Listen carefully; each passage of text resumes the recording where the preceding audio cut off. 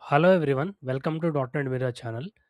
Today we are tackling a critical skill for any .NET developer, continuous deployment. We are not going to spend all day writing complex YAML script from the scratch. Instead, I'm going to show you the most efficient way to link your Azure repos directly into your Azure App Service using built-in deployment center. By end of this video, every time you push code to your repository, your website will update automatically in the cloud. Before we dive in, make sure you hit the subscribe button and the bell icon to stay updated with our latest .NET and Azure tutorials. Today we are going to cover what is an Azure App Service, what are different deployment methods. We will create an app in the Azure. We will try to push the code from Azure Repos to Azure App Service. I will try to show the end-to-end demo. Before you get started, make sure you have an IDE, Azure account, DevOps account, development knowledge of ASP.NET, C Sharp, and Azure, and basic knowledge of deployment. So, what exactly is your app service? Think of it as a fully managed platform as a service. It allows you to build and deploy web applications and RESTful APIs without worrying about managing the underlying infrastructure. You can use any programming language like .NET, Java, Python, or Ruby. You can run your apps on Windows and Linux or even Docker containers. Today, we are going to focus on Azure repos. The ones which are in green, I have already created a videos. Please watch out my playlist. I will provide the link in the description. Today, let's focus on Azure Repos, which is the last one. Let's look at the workflow. There are many ways to get your code to Azure, like FTP, CLI, or even publishing directly from Visual Studio. But for professional production apps, we want automation. When we configure Azure Repos in Deployment Center, Azure performs a security handshake. Behind the scenes, it creates a service connection to your DevOps project. This is essentially secure robot account that allows you build agents to talk to your Azure subscription. It also sets a webhook, which like a listener, the moment you push your code to branch, DevOps pings the Azure and says it's time to build and deploy. That's how it works. When you look at the workflow, we are trying to push the code to the repos, it triggers an event, a service hook invokes, and it goes and deploys to Azure App Service. Let's look at the end-to-end demo. So here I have an Azure App Service which is already created, and I'm under free service plan. So let me browse this application. Yeah, this app is up and running. Now let's go to the Visual Studio. I already created ASP.NET application. If you look at the application locally, if you see the app in locally, it is a basic application. It has home page and privacy page. Now let's go and deploy these to Azure App Service using Azure Repos. Now let's go back to Azure. Now go to your existing Azure DevOps. So let's click on organizations. I'm trying to navigate to my Azure DevOps project. So from the organization, let me take a sample project.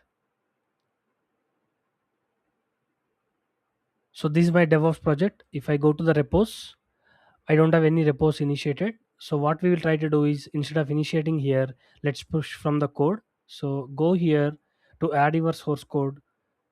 Click on add to source control. Now you can go to Azure DevOps. I already connected to my Azure account. So it's automatically listing my DevOps organization. Let me select sample project. Now I will not change any repo name. Let's create this and push all our code. Now it's trying to push the code. Now once the code is available, you should be able to see the project. Yeah, now if you see here, this is our application, Azure Repo deploy application. Now the code is moved here. Now let's see how we can push this code to Azure App Service. So to do that, let's go to the App Service. So from the deployment center,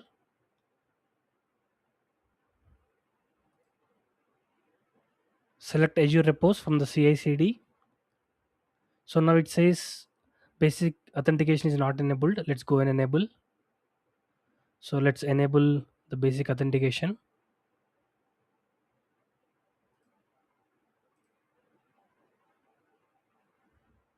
Let's go back to the deployment center. Now we'll select Azure Repos. Now our DevOps organization is DNM org. Let's select that. Let's select sample project. Let's select the repository as Azure Repo, which is just now pushed.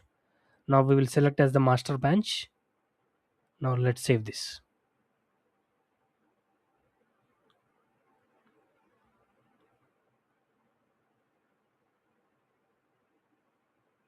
So now it's trying to create all the things in the background. Now if you see here, it is connected to Azure Repos. This is our repository to the master branch, and there is a build provider. It is basically now goes and deploys your code. Let's look at the logs. Now it is trying to connect to your DevOps.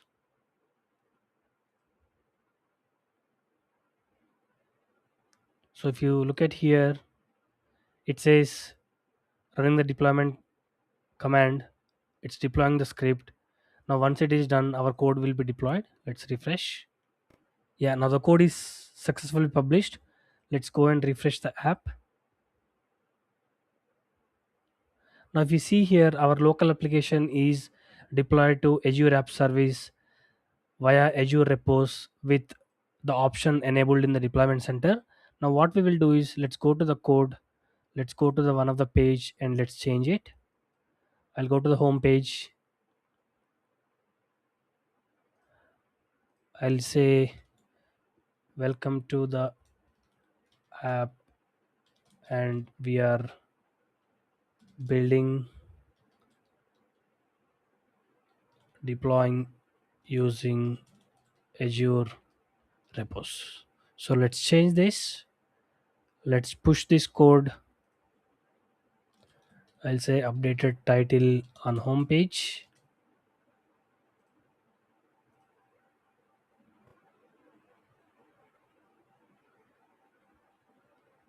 Now our code commit is went. Now if you look at here, automatically what it does is Azure DevOps will notify the Azure App Service.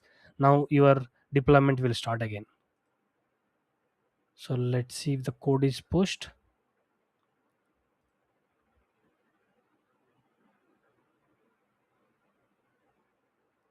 Yeah, the code is pushed. Let's refresh here. Let's check the views, homepage, index. Now if you go to the history, yeah, it has updated title and homepage. Now let's go to the app service.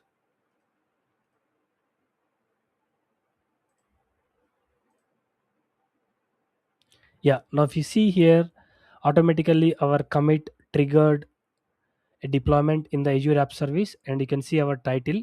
Now even the deployment is succeeded. Let's go and refresh this page. Now if you see here, our change is pushed. We have not done anything here. We simply went and did a commit, and automatically Azure DevOps triggered a build within Azure App Service. Let's understand how this is working. And if you go to the deployment files, so within the advanced tools, let's go to the deployed files. So let's go to the command prompt. Now if you go to the deployed files, there is a repository folder, and if you go and check the .git and the configurations, now it is basically connecting to your Git, and it is going to your DevOps organization, and it is trying to pull all the code. And if you go to the DevOps, and within the sample project, if you go to project settings, and it created a service hook. So let's see that. So within the service hook, if you see here, there is an event. Whenever there is a code is pushed, the consumer is Azure App Service, it will go and deploy your code. And if you look at here, it already says two successful deployments. And if you go to the history, you can see at what time the deployments are done here. And if you go and click on edit, it says this is managed by Azure App Service. How this is working, both my Azure App Service plus my DevOps, this particular account has the permissions. That's why it's able to go and deploy your application. With this way, with minimal changes, you can go and deploy all your changes to Azure App Service via Azure Repos. This is very useful if you are building small kind of projects where you want to build things and deploy. But if you are looking applications like where there is a dev QA production environments and you want to have more control on the deployment process, better you pick the YAML way of doing it, where you go and configure the pipelines via CI/CD.